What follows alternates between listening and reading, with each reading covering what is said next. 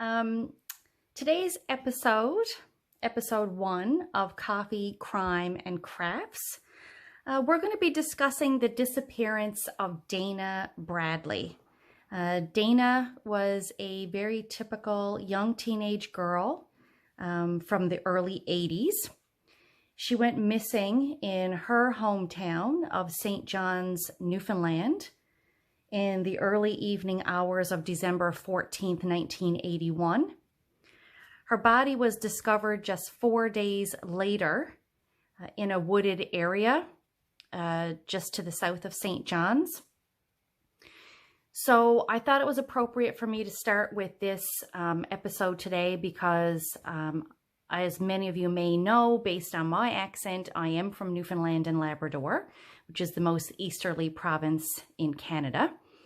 And it's a hometown disappearance and murder that has never been solved since 1981. And while discussing this topic today, I'm going to be working on my vintage Mary Maxim cardigan. It's technically known as Mary Maxim pattern 414, called Angler's Pride, but I typically refer to it as my Jessica Fletcher sweater. For anyone who may be a Murder, She Wrote fan, Angela Lansbury played the character of Jessica Fletcher, and she wore this iconic cardigan in a few episodes of season 1 of Murder, She Wrote. So I thought it only fitting that I choose this particular craft for episode 1, and let's get started.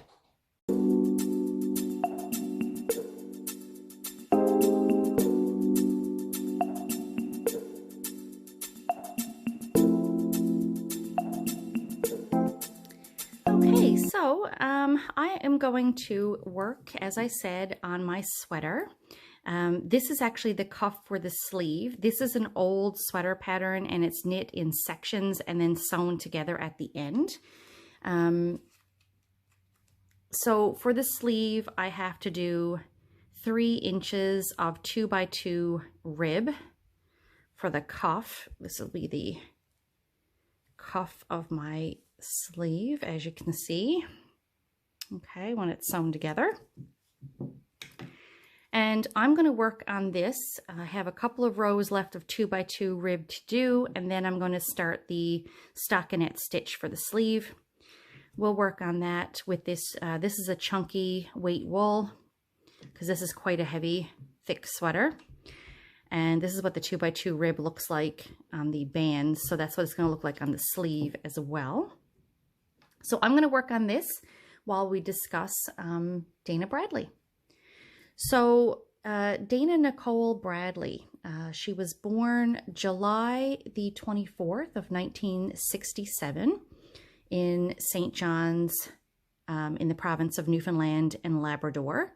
Back then it was only called the province of Newfoundland, but the name has since been changed to incorporate the more northern part of our province. So she was born in 1967. Her parents split up when she was very small, and she was actually raised by her mother, Dawn, and her stepfather, Jeff Levitz, in St. John's. Newfoundland and Labrador, for those of you who don't know, it is the most easterly province in Canada. I'll just give you a little bit of background, I guess, about the scene in which where this crime took place. The province is actually split into 2 sections. So the upper or northern section, which is connected to mainland Canada, that section is known as Labrador. And the lower portion of the province is actually a large island, and that section is known as the portion we call Newfoundland, and is actually lovingly referred to as the Rock. It's kind of barren, rugged landscape on the exterior coastal areas, but it has quite a lush green forested interior at the province. So although we have quite a large province by land mass, like it is fairly large, it's sparsely populated. Majority of the communities settled on the coastal regions of the province, and the entire population of the province right now is only about 521,000 people, and that's for the entire province of Newfoundland and Labrador. So we're only just over 500,000 people in the whole province.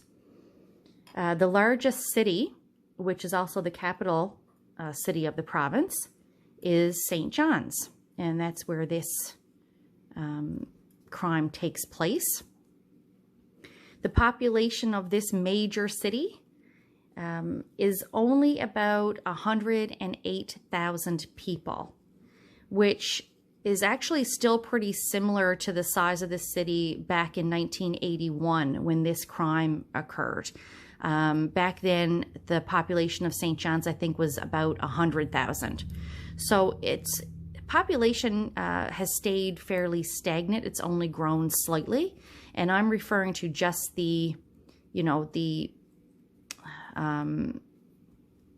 local city of St. John's, not the greater metro area.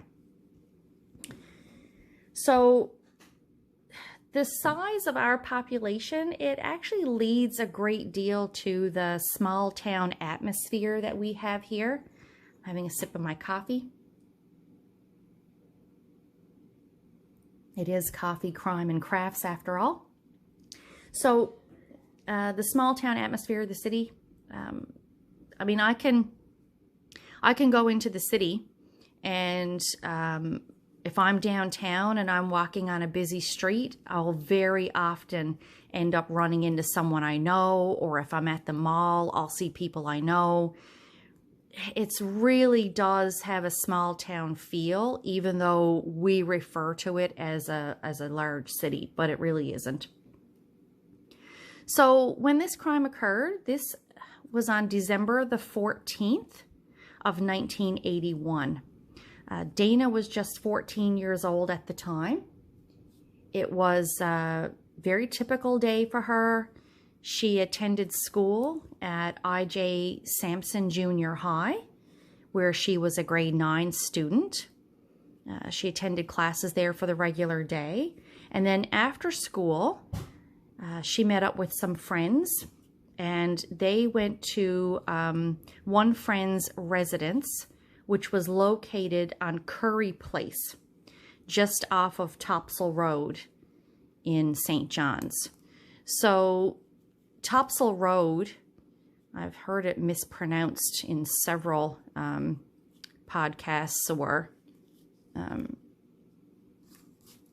different places where this has been talked about, but it's Topsail Road is actually a fairly busy main thoroughfare. It's a busy street. There's a couple different lanes of traffic. There's a major shopping mall in the area. Lots of businesses, Tim Hortons coffee shops, McDonald's, Burger King, grocery stores, that sort of thing. So it's a busy business district there. And that is where she went to a friend's house. It was on Curry Place, which is just a couple of minutes walking distance from Topsail Road. So at about 5 p.m. on that day, Dana called home, spoke to her grandmother, saying that she was going to be leaving her friend's house around 5 o'clock-ish, a little after she got off the phone, and she intended to take the bus home, the local Metro bus. And she was going to take that home and expected to be home by about 5:30 in time for a family dinner that they had planned for her mother's birthday. So December 14th, this was actually her mom's birthday. So this was before cell phones, of course. So she had called from her friend's house to advise she was planning on taking the bus home.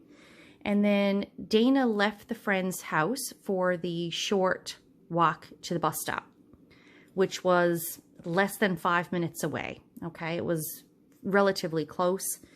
Again, very busy section of the road. You know, there was never any concern, especially in 1981, for a young girl walking on the street there. There's barely any concern for someone walking on the street there now in 2020, but, you know. So she left to walk to the bus stop, which was located on Topsail Road, just down from Curry Place.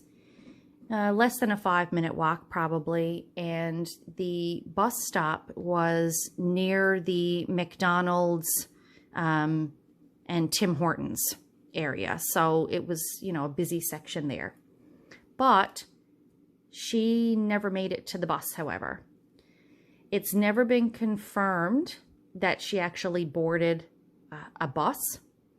Her home was located on Patrick Street, which was about a 4.5 kilometer drive from the location of the bus stop on Topsail Road. But it's believed that instead of waiting for the bus as planned and using her money on bus fare, Dana actually hitchhiked along Topsail Road near the bus stop, hoping to catch a ride home that would save her a bit of bus fare. She would probably get there a bit faster. And I'll explain the reason that it's believed she hitchhiked shortly. But I just wanted to discuss, I guess, first, hitchhiking in Newfoundland back in the early 80s. Because that's probably a shocker for some people to hear that she would have hitchhiked on the side of the road there. It was actually a very common practice back then. Again, not a dangerous area. Very, very low crime rate. And because we have this small town feel, and everybody kind of knows everybody else through some sort of 6 degrees of separation, it was quite often that people would hitchhike. As a matter of fact, I hitchhiked myself several times in our small community that I grew up in. That would have been in the late 80s, early 90s.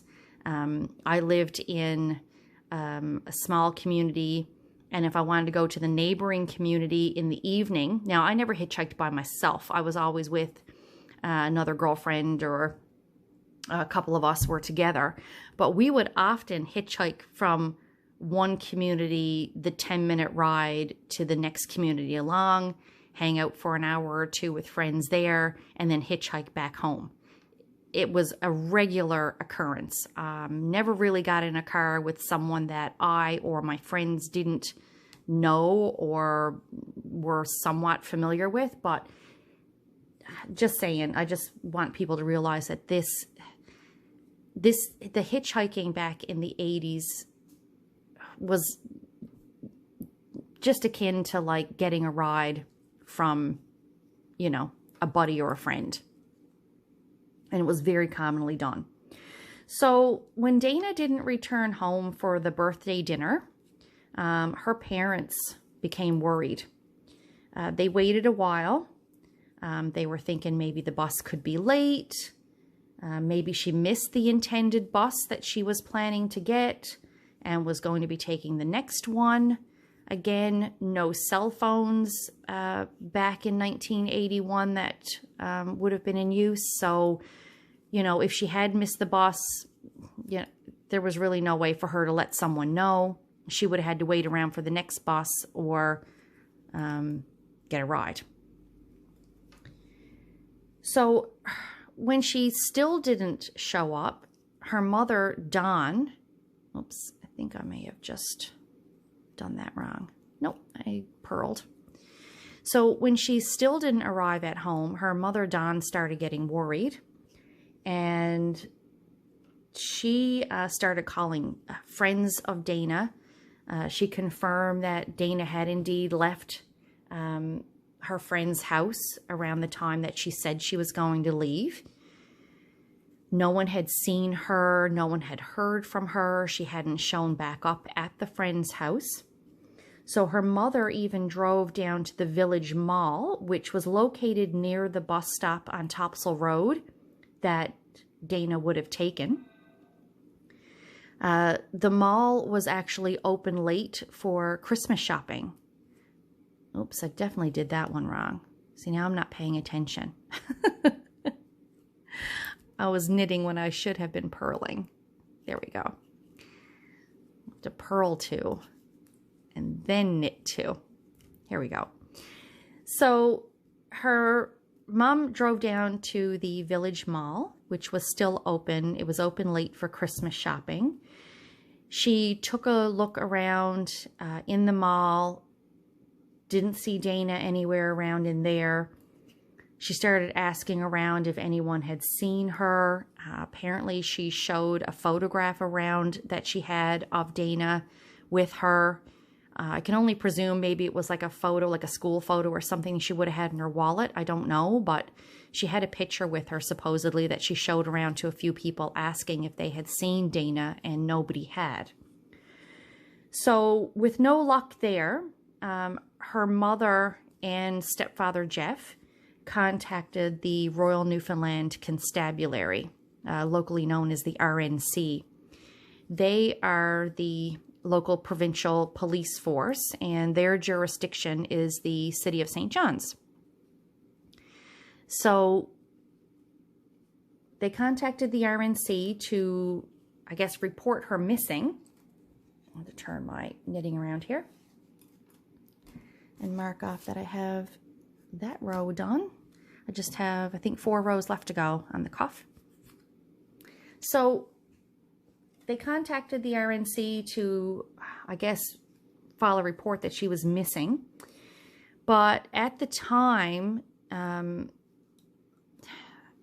I guess, again, based on the crime rate and the time in which this took place in 81, it was just thought that she was considered to be either overdue or had run away or had, you know, skived off to someone's house for the night. Not that anything serious could have taken place. Again, not the same atmosphere as today. So, you know, she wasn't considered to be in a high-risk category for something having happened to her. And the police didn't think that she would have met with any foul play, that sort of thing. So they basically sent the parents home and said, you know, leave it overnight, see if she turns up. If she doesn't turn up, contact us again in the morning. So Don and Jeff went home. So the next morning, December 15th, Dana, of course, did not arrive at home, nor did she attend school that day. She didn't show up at school. The parents contacted the police again, and the police opened a missing person file and began searching for her. Pictures of Dana were printed on the front page of both local newspapers by the morning of December 16th. And the story was on the evening news as well. So by this time, they were treating it as an actual missing person. They were just looking for any information for anyone who could have potentially seen her. They were trying to confirm whether or not she had been abducted or whether or not she had just, you know, run off, I guess. Although she had no previous history, I don't believe, of doing that. So in the news articles that were released, they not only had pictures of her on the front page of the newspapers, they also had, of course, a description of the clothing she was wearing. She was described as wearing a blue sweater, jeans, cowboy boots, and she also had on a blue jacket that had stripes on the sleeves. And she would have been carrying her school books because, again, she went to the friend's house after school the day that she went missing on the 14th, and she had her school books with her.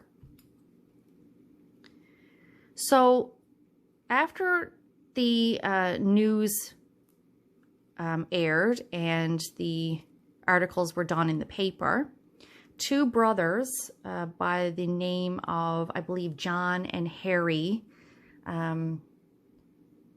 Beaton, I think is their surname. However, in a couple of different places that I did my research, in some places their surname was mentioned as Smeaton, and in other places it was Beaton. Now, Beaton is a more typical Newfoundland surname, so I'm not exactly positive on that, but anyway. So these two brothers, they were selling Christmas trees at a Christmas tree lot on the side of Topsail Road, located across from the bus stop area where Dana was supposedly walking to catch the bus the evening she disappeared. They contacted the police and advised that they had actually seen a young girl matching Dana's description hitchhiking on Topsail Road past their tree lot a little after 5 p.m. on December the 14th. So they didn't think it overly odd at the time, but they did take notice that a car had stopped to pick up the girl, and she had difficulty opening the passenger side of the door from the outside. So much so that they noticed it was a male driver. A male driver actually had to lean across the driver's seat to open the door from the inside of the car in order for this young girl to get in. So, if you're not overly familiar, like I said, with where Newfoundland is located, again, it's the most easterly province in Canada, and we're fairly, high north, I guess. So it gets dark in Newfoundland really early in December. In December, it would have already been dark by about 4 p.m. in the evening. By 4:30, it would have been, nighttime dark, like dark. Despite this, Topsail Road is fairly well lit because it is quite a busy area. So the two brothers were able to give some sort of description of the car. They stated that the car that picked up this young girl they saw, with the faulty passenger door handle, was, they thought, a 4-door, yellow or beige, they figure about a 1973 to 1976, either a Dodge Dart or a Plymouth Valiant. Both of these cars were extremely popular at the time. I remember my parents actually owned a Valiant when I was a child. Theirs was blue, but it was a very popular car, very economical, certainly a, family-friendly oriented type car. So they said it was a 73 or 76 model maybe, and that the car was in rough shape, like it looked to be rusty, like they could tell it was an older model of car, because again, this was 81, but the car had some, I guess, cosmetic damage to it, if you will. So, again, Neither of the brothers, though, had taken notice of the license plate, unfortunately. Again, not out of the ordinary to see a person hitchhiking on the side of the road. And the car was a extremely popular make and model. It was just a run-of-the-mill sort of occurrence. So they didn't really pay too much attention to what had gone on. With the details that the brothers were able to provide to officers, they were able to release, I guess, the description of the vehicle, but they were also able to come up with a sketchy, somewhat poor composite sketch of a male that was made. They couldn't provide too good of a description because, again, it was already dark. They could tell it was a male driver. They didn't see anyone else in the vehicle. Shaggy kind of hair. They figured maybe light brown, something of that sort. So after that, more details were and photos were released in the news and in newspapers on December 17th. So this is now the third day. So Dana's been missing 3 days now. She went missing on the 14th of December. When the news broke that Dana was not just missing, but may have, was believed to have been possibly abducted by someone, not only was the community of St. John's in shock and devastated, but the entire province was. It was quite a big to-do. Newfoundland and Labrador as an entire province, actually to this day, still has that small hometown feel. And people born and raised in this province are known, throughout the entire country of being excessively friendly and welcoming. Visitors and total strangers to this province are often treated like, old friends and family members even. So it was just a real shock to the entire population of the province, really, that this had occurred. So we're going to jump ahead now to the next day, December 18th. On December 18th, Dale and Helen Smith, along with their 2 children, set out to look for and caught a Christmas tree. It's still quite a common practice, actually, to this day, to cut your own Christmas tree in the woods here and not purchase one from a pre-cut lot. When my kids were little, we often still cut our own trees, but now, the last few years, I've purchased one from a local guy who lives literally just a couple streets over from me. He goes in the woods and cuts trees and brings them home and stands them up in his front yard and sells them.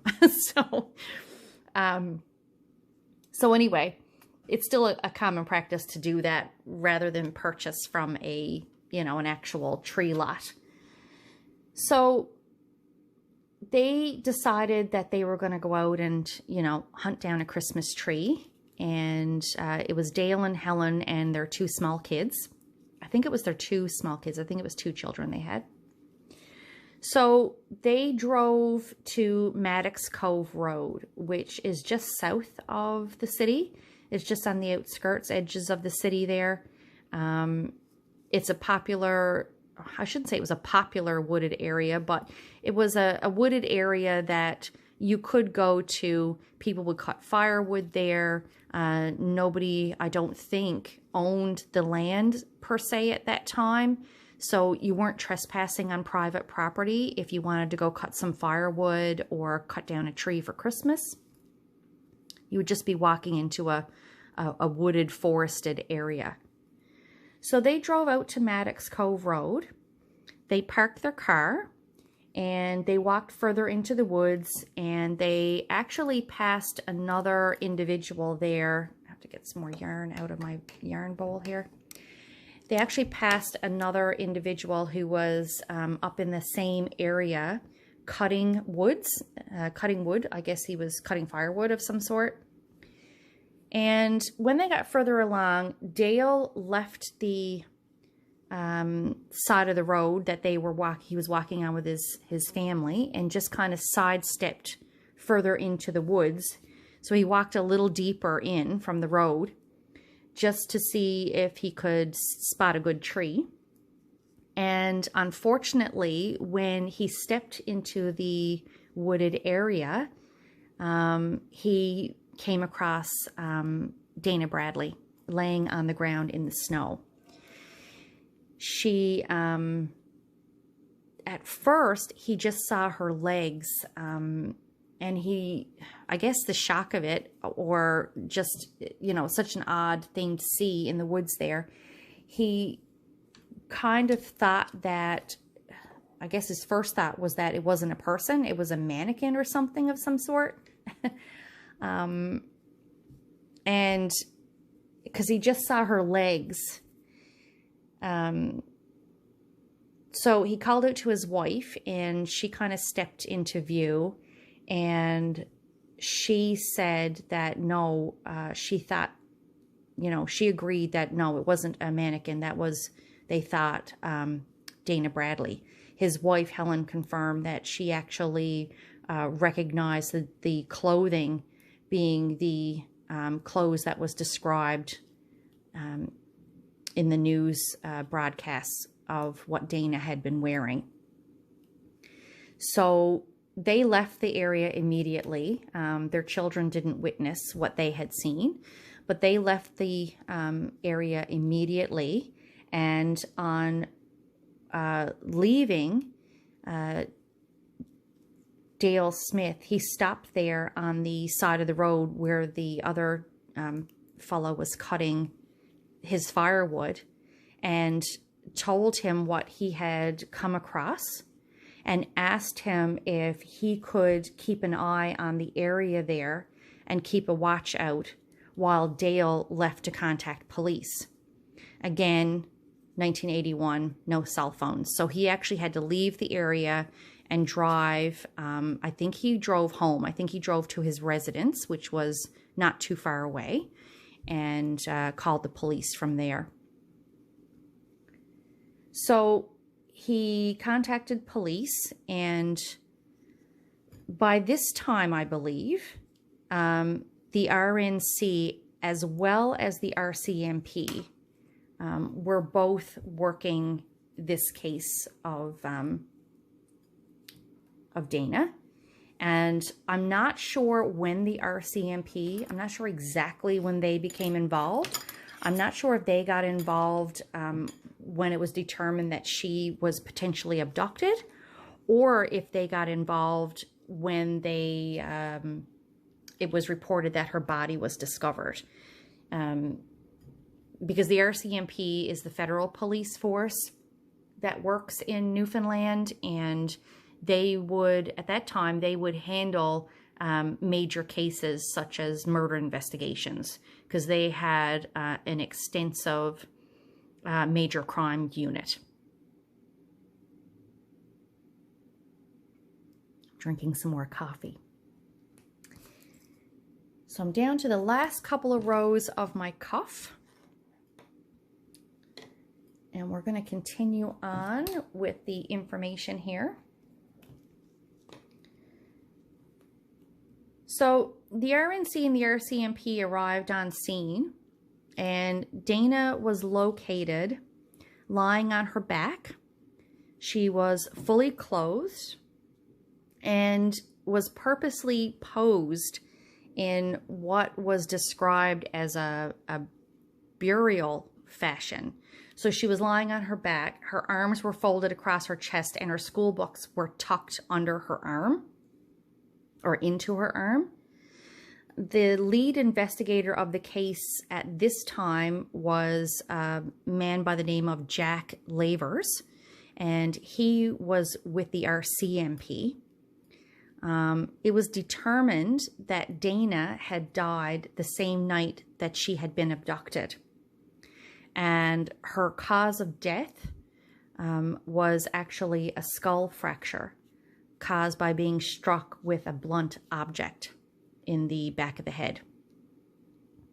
So following the autopsy, it was also determined that she had been immediately apparent when they discovered her body because she was fully clothed and she was laid out in, you know, such a unique fashion, I guess.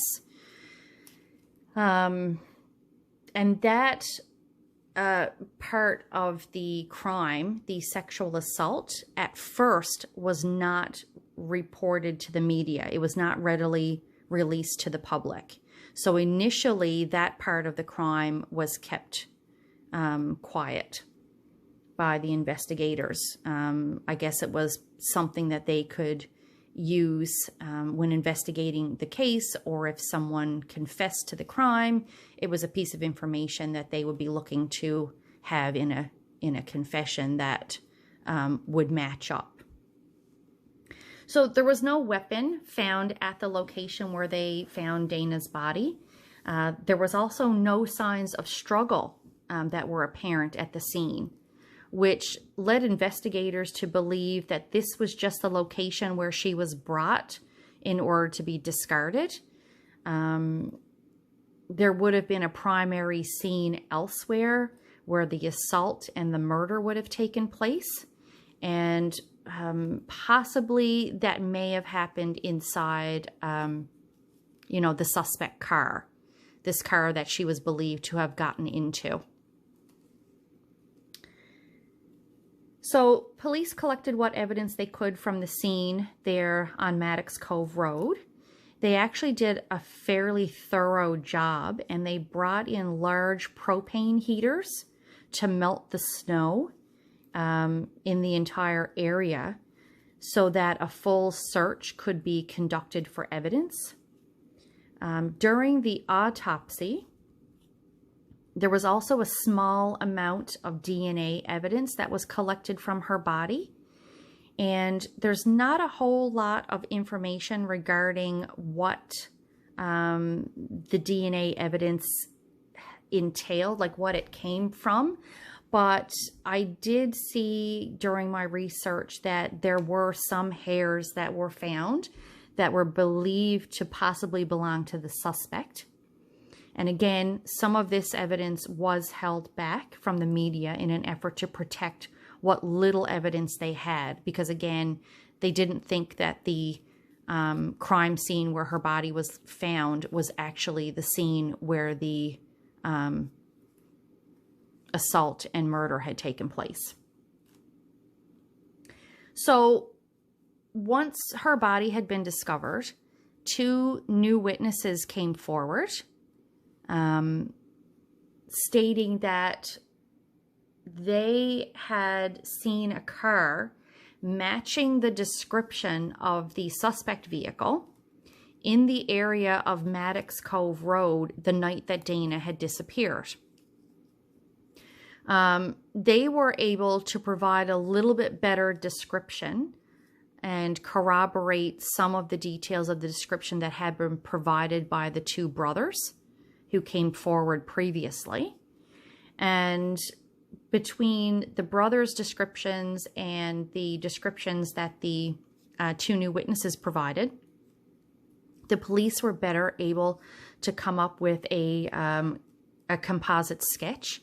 And that is the sketch that has been widely circulated as being a potential suspect for Dana's murder. Despite those descriptions, though, and the evidence that was gathered in the case, it has never been solved. So we are now coming up on the 39th anniversary this December of this crime happening. Police at the time, literally, they searched thousands of vehicles and interviewed, you know, owners of those vehicles. They interviewed hundreds, literally hundreds of suspects, and also released some further details that they thought would assist in identifying her killer, such as the sexual assault and that sort of thing. But no one, you know, has been charged and tried for her murder to this day. One more row, and I'm going to start the stockinette stitch. So we're going to jump ahead a little bit now in the information. So the case still remained active. Investigators still, you know, followed leads, were continuing to investigate until 5 years passed. So in 1986, an anonymous note came to the attention of an investigator.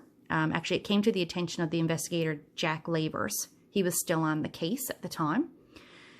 There's a little discrepancy on the origin of the note, but it's believed that it was sent anonymously from a post office in Mount Pearl. The note was advising that a 35-year-old male who had previously been in trouble with the law by the name of David Somerton was responsible for the abduction and murder of Dana Bradley. So police picked up David and brought him in to interview him, and he confessed to the murder. A lot of his confession lined up with what police believed had occurred on the night that Dana died. And in his confession, he stated that he had actually thrown the murder weapon away in the area where her body was discovered on Maddox Cove Road, and that he had discarded the car he was driving at the time in Robin Hood Bay. Now, there's a little bit of discrepancy here because the detail that he got rid of the car in Robin Hood Bay, there is a section of the Atlantic Ocean on the East Coast, on the Avalon, that is known locally as Robin Hood Bay. It's in like a small bay area. But we also have a large landfill site that was still around in the 80s. And that is also called Robin Hood Bay. So I think based on, you know, the research I've done, I think it may be referring to the landfill site and not in the bay. Like he didn't drive the car into the bay. But anyway, so based on his confession and those details that he provided, he was charged with her murder. And police arranged for another search of the area on Maddox Cove Road. Now, bear in mind, this is 5 years after the crime had taken place. So a large portion of land was uncovered. So a very thorough, you know, search could be done. But no murder weapon has ever been found. So they never located anything there when they searched that area. There was also an extensive search done of Robin Hood Bay, but the car has never been located. Then in another twist of events, David Somerton then turned around and recanted his confession. So basically, he stated that his confession was completely fabricated. It had been coerced out of him. He had been interrogated too long by police and that he was feeling suicidal at the time. And he basically said that he would have said anything to have gotten out of the interrogation. So he just told them what they wanted to hear. So with his confession recanted, and no physical evidence, like no direct evidence tying him to her murder, the police had no choice. They had to drop the murder charges.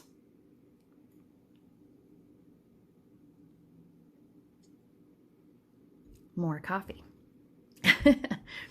So I know what you're thinking about the DNA evidence that they had collected in, you know, from her autopsy in 1981. But again, this was 5 years later. It's 1986.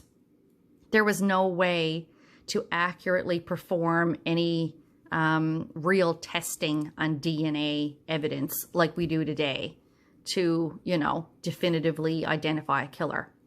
So that DNA evidence just sat, you know, with the police files, with the other evidence that had been gathered, and they had no choice but to let David Somerton go. So they did drop the murder charges, but that didn't mean that David was going to go free. The police actually charged him with mischief for impeding the and hindering an active murder investigation. He was tried and he was sentenced to 2 years in prison for mischief, and actually remained an active person of interest in the murder investigation. And as a matter of fact, after he was let out of prison, in 1996, David Somerton, he went to prison again in 1996 for the sexual assault of another teenager. So he was still on the police's radar as being a very potential suspect for her murder. So the police remained active on the case. The RCMP, RNC, they remained active on the case.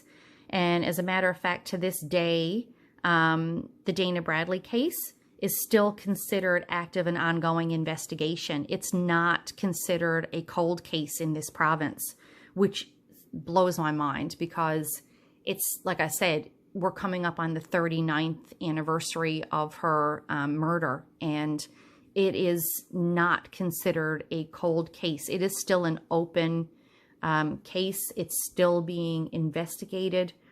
There is still a team, a dedicated team of RCMP officers in the Major Crimes Unit that are responsible for reviewing and reworking the case continually. And they still do receive tips every year. Someone thinks of something or says, oh, I knew so-and-so. I think they had this sort of car back in 81. And then police will chase down that lead and actually follow it up. So it is still being actively investigated. So sticking with the timeline of the case, though. So that was 1986. David Somerton came forward and gave his confession, which he then recanted. So now we're going to skip ahead to 2014. In 2014, a male came forward to police stating that as a child, he had actually witnessed the abduction and murder of Dana. This male has been identified, I guess, using the name Robert in media to protect his true identity. So this man named Robert stated that he suffered some tremendous trauma as a small child, and as he grew up, became an alcoholic to deal with those incidents. And when he finally became sober, he said that he had to face those incidents that caused the trauma, one of which was being sexually assaulted as a child, and that he also was getting these recovered memories that had been previously suppressed. So his story, as told, I guess, to the police, but also he released his information to the media later on, his actual story. His story was that back in 1981, he was 6 years old and his brother was 4 years old. And they were being babysat by a family friend by the name of Thomas Carey. Now, Carey was babysitting them and had been driving Robert's parents' car at the time, which was a Dodge Dart, I believe. And so Carrie had taken the kids to McDonald's on Topsail Road. And when they left from the McDonald's, Carrie picked up a young girl on the side of the road, which I guess Robert feels, you know, is lining up with the location and everything, the story with, you know, of the way that Dana had been abducted. So this girl got into the car. She made some small talk with Robert and his brother in the back seat. She was sitting in the front. They drove toward Dana's house on Patrick Street, but as they got close to the house, Carrie actually passed her house, and Dana became upset, tried to get out of the car. Carrie held on to her. So eventually, Robert says they pulled over into a vacant pit, which is when I guess Dana kind of got out of control in the car. She managed to break free and get out, and this guy, Thomas Carey, chased after her and struck her with a tire iron, which, again, has not been confirmed as the weapon because there's been no weapon found. But this is what Robert says, that he struck her with a tire iron. And then Robert said that Carrie put Dana's body in the trunk of the car, and then they drove out to Maddox Cove Road to discard of the body. Okay, my cuff is all done, and I'm going to start working the stockinette of the sleeve. Here's my pattern, the bottom of the pattern. So this is done as a graph pattern, by the way. So I've done the cuff. It says knit firm ribbing before starting graph. I'm not exactly sure what firm ribbing refers to, but here's the ribbing. It's knit on a smaller needle. I'm going to change to my larger size needle, which is used for the remainder of the sweater. And I'm going to start working the graph of the pattern there. Anyway, changing to stockinette stitch. So he says that they drove to Maddox Cove Road and discarded her body. And Robert, in his statement, also says that the reason that Dana was posed so peacefully the way she was is because he got upset, and he didn't think she was dead. So he says that when Carrie got out and removed her body from the trunk and lay her in the woods there, Robert got out of the vehicle and actually took her school books and placed them in her arm himself, because he thought that when she woke up, she would need her books when she went to school the next day.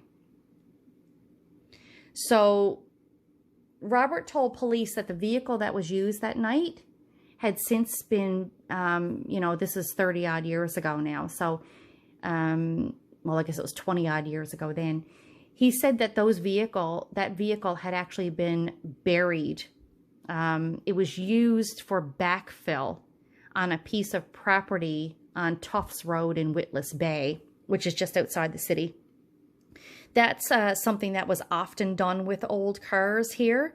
If you were leveling off property, or if you were filling in like a swampy area to turn it into some sort of level land, you would crush cars and throw cars in there and then backfill over it with topsoil.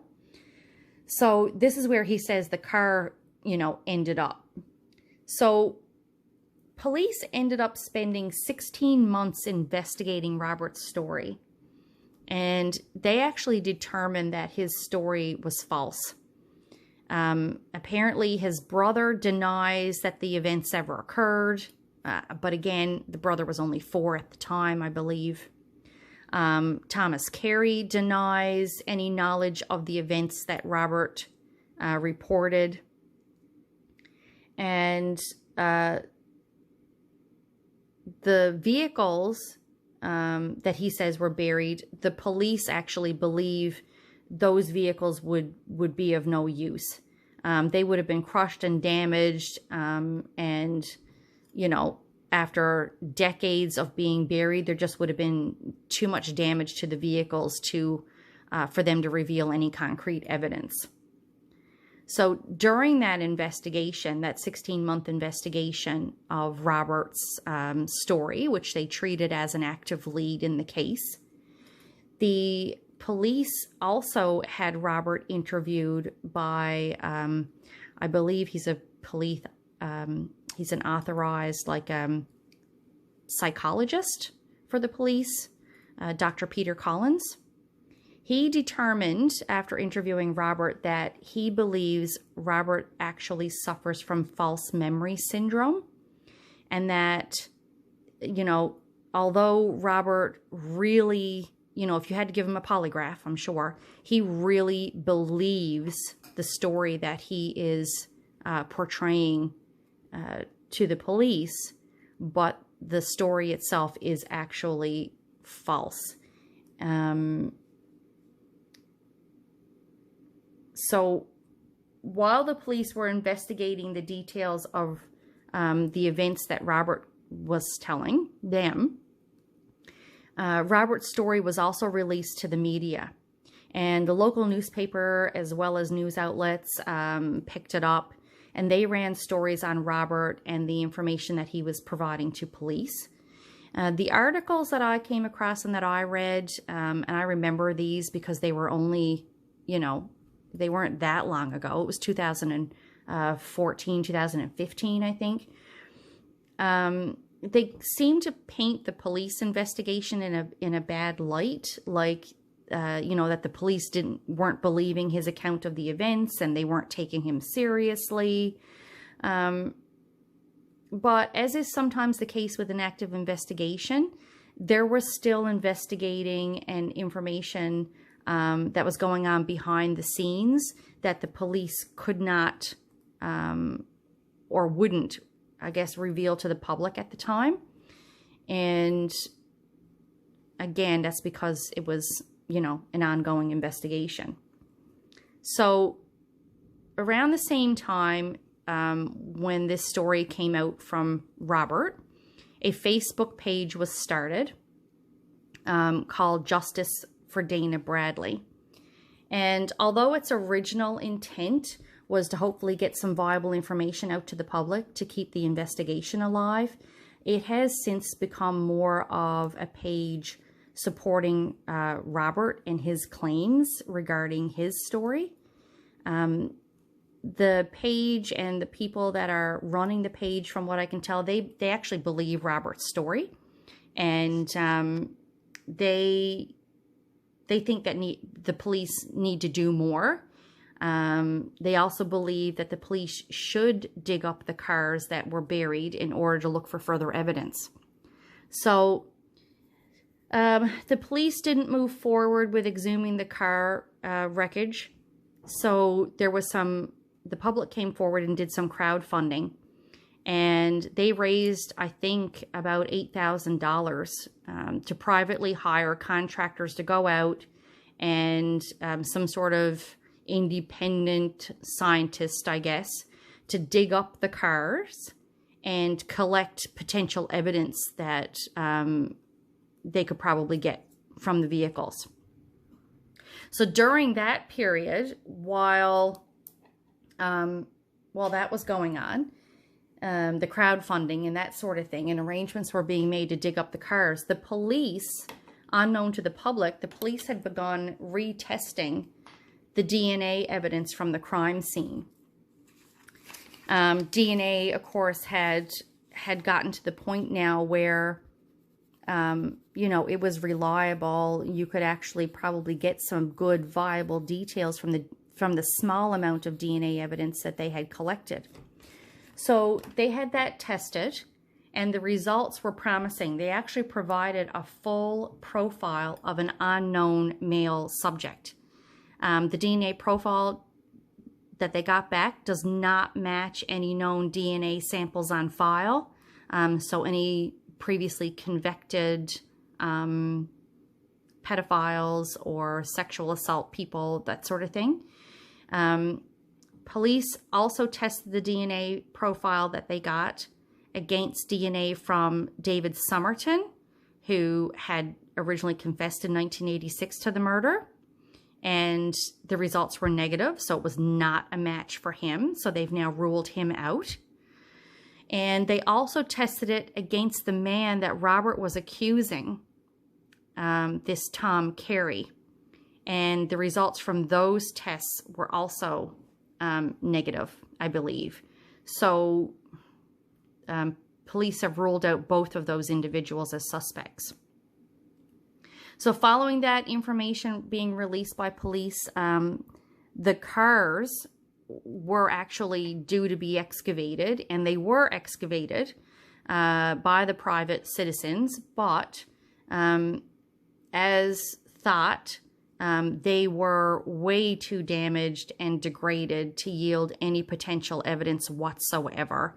The cars had sat in, like, you know, bog water and sewage water. They were crushed. They were broken into pieces. It just wasn't viable at all. So to this day, there was never any evidence that was actually gained by digging up those vehicles that were buried in Witless Bay.